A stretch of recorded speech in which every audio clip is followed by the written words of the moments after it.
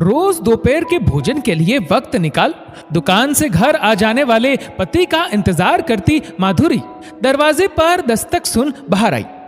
सामने पड़ोस में रहने वाले दुबे जी का 6-7 वर्षीय बेटा पीठ पर बस्ता लटकाए स्कूल की वर्दी में खड़ा था। आंटी, थोड़ा पानी मिलेगा? बच्चे ने अपना थर्मस आगे बढ़ा दिया। देती हूं।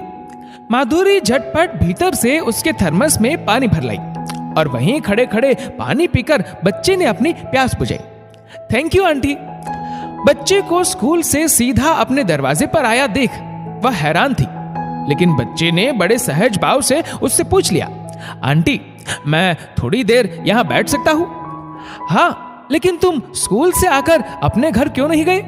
तुम्हारी मम्मी परेशान हो रही होगी।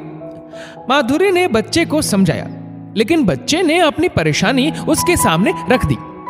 मेरे घर पर तो ताला लगा है। क्यों? माधुरी ने पूछा। बच्चे ने बस इतना ही कहा, पता नहीं। पड़ोस में रहने वाले उस बच्चे की बात सुन माधुरी को हैरानी हुई। माधुरी और पड़ोस में रहने वाले उस बच्चे के बीच बातचीत अभी चल ही रही थी कि तभी सामने से आते अपने पति को देख माधुरी तनिक सकपका गई। आखिर उस बच्चे के पिता से उसके पति का नाली गली से लेकर छज्जे निकालने तक के नीत नए झगड़े जो होते रहते थे, और अभी 2 दिन पहले ही तो गैराज से गाड़ी बाहर निकालते वक्त गाड़ी का पिछला हिस्सा दुबे जी की दीवार से रगड़ खा गया और दीवार का प्लास्टर थोड़ा टूट गया था, जिसके बदले में दुबे जी यानी उस बच्चे के पिता ने उसके पति की जमकर क्लास लगा दी थी। वैसे माधुरी का पति भी कम नहीं था। दुबे जी को नीचा दिखाने का कोई मौका हाथ से जाने नहीं देता था, चाहे वह छत की ऊंचाई हो या गाड़ी की लंबाई। हमेशा पड़ोसी से 2 मुट्ठी ऊंचा रहने की होड़ लगी रहती थी, लेकिन अप्रत्याशित रूप से आज अभी उसके पति ने पड़ोस के उस बच्चे को देखते ही मुस्कुराकर उसके सर पर हाथ फेरा और माधुरी से पूछा, इसे कुछ खिलाया? नहीं। माधुरी हैरान हुई, किंतु उस बच्चे के कंधे पर टंगा बैग उसके पति ने अपने हाथों से उतार लिया। बेटा, तुम्हारे पापा से मेरी बात हुई थी, उन्हें कुछ जरूरी काम आ गया है, तो शाम को ही घर आएंगे।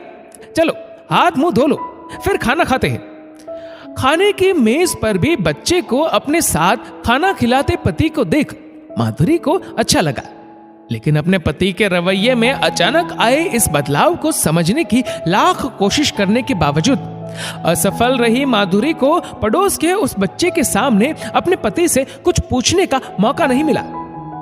भोजन समाप्त कर बच्चे को आराम करने की सलाह दी घर में रखे कुछ रुपए ले वापस जाते वक्त बाहर दरवाजे पर पहुंच उसके पति ने इशारे से माधुरी को अपने पास बुलाया।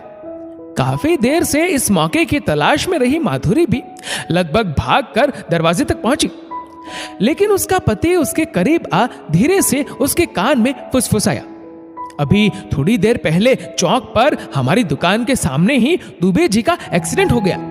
उन्हें बहुत चोट आई है, हॉस्पिटल में भर्ती करवा कर आया हूं। उनकी पत्नी भी वहीं उनके साथ है।